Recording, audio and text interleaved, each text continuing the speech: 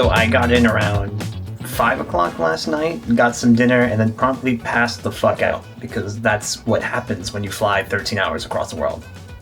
So it's the Monday before Evo Japan, and what we like to do as a team leading up to our events or other events is schedule a bunch of filming for our YouTube channels. So today, we're going to be following Yipes and Justin over at Big One, where they're going to be taking on a bunch of local Japanese players in Marvel's Capcom 2. But I have a couple of things to get done beforehand. I think we're shooting that around 1. It's about 8:25 in the morning right now. So what I'm going to do is I'll probably hole up somewhere, probably at Starbucks or something like that, and get a bunch of admin work done, as well as planning for the rest of the week. Because it's just me for today, but we'll have Corey joining us around Tuesday, Wednesday, and I've worked with them before. We shot with a bunch of stuff with them last year, as well as other trips. But for today, it's all me, solo shoot. It'll be fun to be behind a camera again. It's kind of part of where I've been for the last couple of years. You know, I've been at Evo for around 2 years now, and I've been really focused on getting our channels up and figuring out our procedures and our workflows and all that kind of stuff. And now that that's sort of, it's getting there, I want to come back to this channel and start to make more fun stuff like these vlogs and other stuff that's just been kind of sitting there for a long time that I know some of you have been waiting for and some of you don't even know about. So, yeah. So I'm going to get a bunch of admin work done. I'm going to go get some nice matcha tea lattes.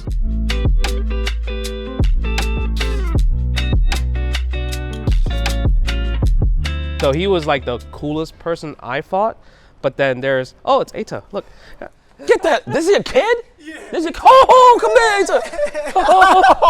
How you doing, brother? Yeah. So it's been a couple of days since Osaka and Kyoto, and we just got done filming a couple of videos for Evo FGC, and now I am in the middle of prepping for this weekend's activities at the show. So I'm helping out with the live stream, similar to what I did last year with Justin, where we're going to go around the floor and do some live reports of some things that you guys might not see on the mainstream, things such as like the side games and the cosplay contests and all that kind of stuff, and try to show you the kind of the wider view of what the Evo Japan event is like.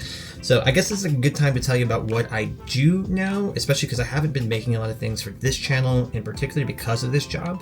So I am currently the Senior Content Video Manager at Evo. So what that means is that basically I manage all the YouTube channels. So Evo Events is our main match one, and Evo FGC is our culture channel. And I manage all the stuff on that with our team, which means that, like, you know, I'm coming up with the ideas, I'm organizing the shoots, I'm getting folks to and from, and working with our team to kind of make cool videos for you. It's been a journey. I think like the last year with Evo, I wasn't even full-time. I was just a contractor and I was doing this, and you know, they liked what I was doing well enough that they made me a full-time guy. So it is a lot of work, and it's been a pretty cool learning experience. You know, I've never really been in a leadership role or like a manager role before.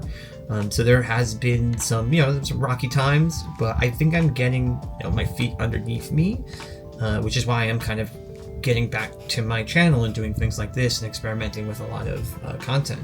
And I've learned a lot. Like I've changed as a producer and like a creator. Like being part of this job has really kind of opened my eyes to a couple of things that I may not necessarily have like considered when I was just working by myself.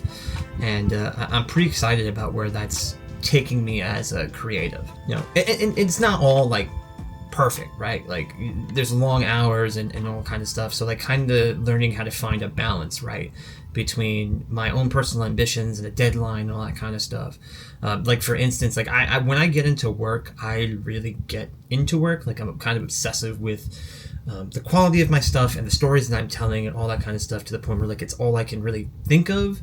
And it's kind of have affected me physically and mentally and all this kind of stuff. And you know, not like to scare you all or anything like that, but like I get stressed out about this stuff because I just want it to be really good. Like I want it to matter, I want it to resonate. I don't want to make like fluff pieces or all that kind of stuff. I want to really showcase all aspects of fighting games in the community to the best that I can. Our schedule is pretty intense. We have a bunch of like worldwide events. We are putting out 2 to 3 videos on YouTube across 2 channels every week, not to mention a bunch of shorts and all our social channels.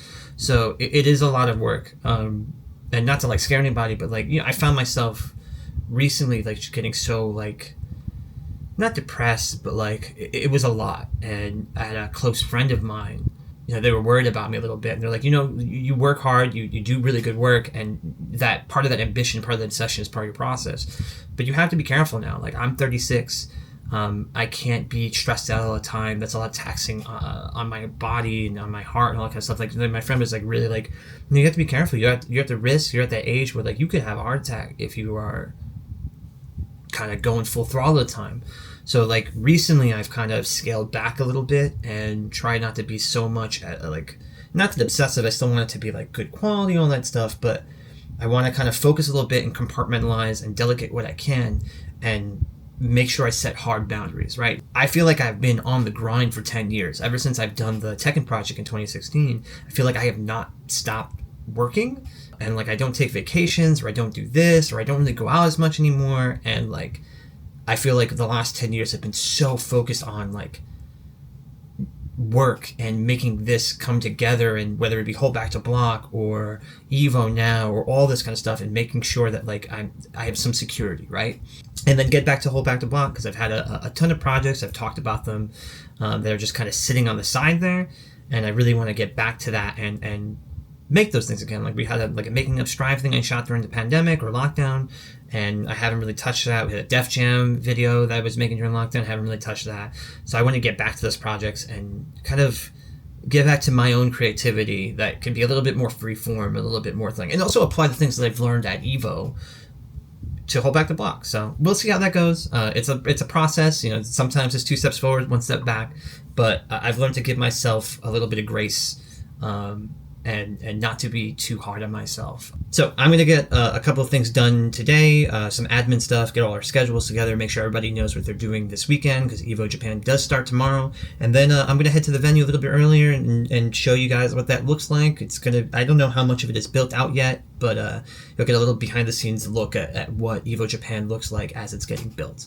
So yeah, I'll see you at the venue. All right, folks, welcome to Evo Japan. Day minus 1. This is what the venue looks like before it's being set up. You can see the stage over there, see the production pit over here. If you've never been to an Evo before, it might look a little bit different when it's not all set up. But yeah, so we got booths such as like SNK has a booth. Some of this stuff might be a little blown out, so apologies. Sega has a booth. We have Red Bull back here. I think I just saw an arcade in the back. Let's go check that out real quick. Obviously, arcade games are part of the experience here. A lot of people run side tournaments on there and stuff like that. That's a Mark of the Wolves.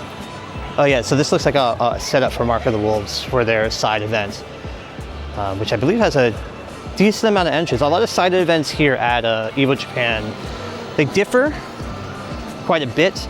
Like actually you have like a bunch of fighting games, but even last year we had stuff such as like pop-in music and Taiko no Tatsujin. So you get a really kind of unique arcade flavored experience for side games here at Evo Japan. Tekken Shop, Tekken's got some really cool merch this year. That's like a big change this year, is like a lot of the publisher booths have brought like really cool merch. So we got Arc here, got a few community booths, stuff like Punk Workshop and Arcade Shock, names you might recognize. We got Capcom back there. They're gonna have Elena and the Capcom Fighting Collection too. Yeah, this is what Evo looks like as it's being set up, or what an Evo looks like. Vegas is slightly different, but a lot of similarities here. Just folks getting ready to put on a good show for you all. That's a little taste of minus day 1 at Evo.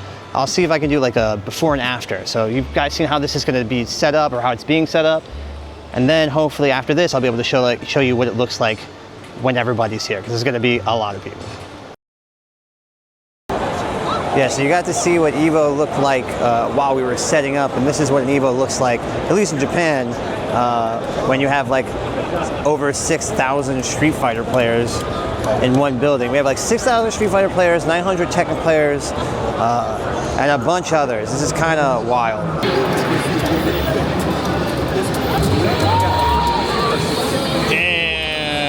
Damn. All right, so you guys just entered your first co-op cup. How do you guys feel? I think we feel pretty free. I think we kind of got bodied. How about you? Yeah, they were next level. Answered every knowledge check. I hit a good Asian at least. That's good. Yeah, we got some good hits in, right? We got freed up. I mean, the level of awareness was just so high. They were red parrying everything, every string they knew, every obscure punish. It was insane. Yeah, they're built different here. You know, even playing casuals, I think we were all just super impressed at how seriously people take the game, and it's so sick here. I want to play more for sure. All right, so I wanted to record a little bit more today. We're at day 2 of Evo. I think my memory card burnt out, so I'm going to try to recap everything that's been going on for the last 2 days. There's considerably less people here today now that Street Fighter 6 has mostly been finished. So as you can see, the venue is much more walkable by like 300%. We actually got Stride Finals going on right now. This is the last game of the day, so my day is actually pretty much over. We got a couple of live hits left to go on the stream that are being pre-recorded now. So we get through all like the hecticness of day 1, and day 2 and day 3 we really got our stride.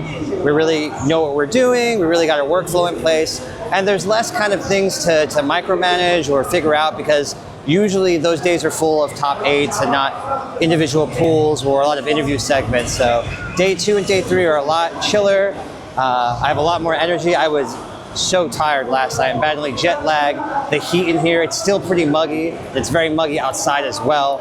So yeah, pretty smooth day 2. I really like that we're investing more in like telling the history of fighting games, not just through our players or the events or like tournaments or anything like that, but like also through like peripherals and systems and all that kind of stuff. Because I mean, like, as we're seeing now with like leverless controllers and, you know, even just regular controllers and advancements and those things, like fighting games and how we play them are so much different than even like 5 years ago, especially with things like not just with controllers, but also like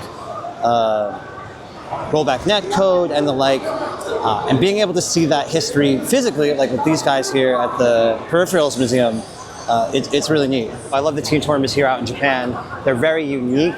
If you're playing fighting games or maybe even thinking about playing fighting games and want to have some support, everyone should always play, or at least try to play in one of these Japanese team tournaments, especially the ones run by Matsuda-san.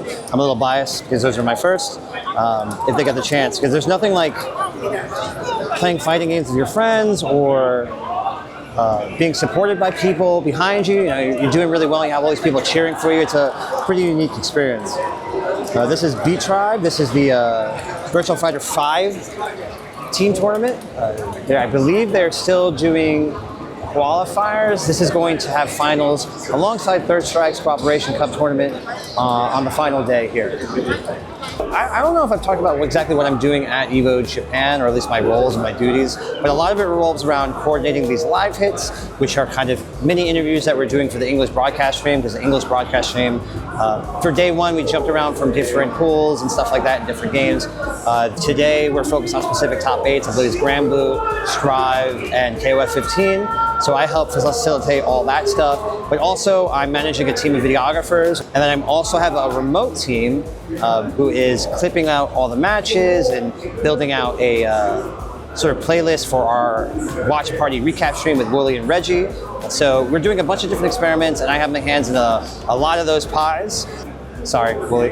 It's really cool. Again, like I've never really been in this position before. This is my first time as a senior position and handling all this kind of stuff. So it is a lot, like the lead up to events like Evo Japan, and especially Evo Vegas. It's kind of, it would drive a weaker person insane, but I do kind of like the chaos. I do kind of like the challenge of getting all this stuff together, and then being here at an event and seeing it all come together, whether it's at the event itself or on our YouTube channels or in chat. It's really rewarding. Oh, there it is! Meta RD, back-to-back Evo Japan Street Fighter 6 champion! Day 3 of Evo Japan has finished, and now this is what cleaning up looks like.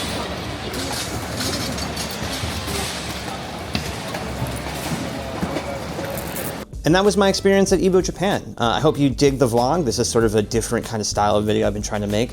And I'm gonna try to do this again for Evo Vegas 2025. So look forward to that, and let me know if you like this kind of content in the comments, and we'll see if we can make some more. Until then, thanks for watching.